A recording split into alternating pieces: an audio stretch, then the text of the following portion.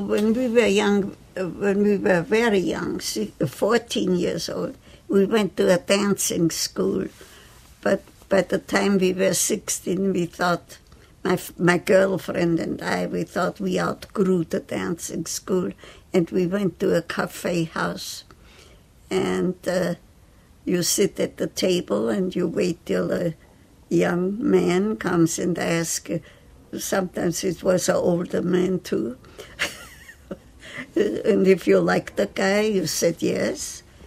And you were supposed to dance even with guys you didn't think so much of, because that was more being polite.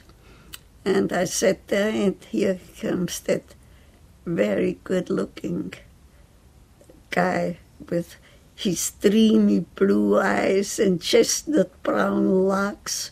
And he asked me for a dance, and Henry was an excellent dancer. And I was a very good dancer, too.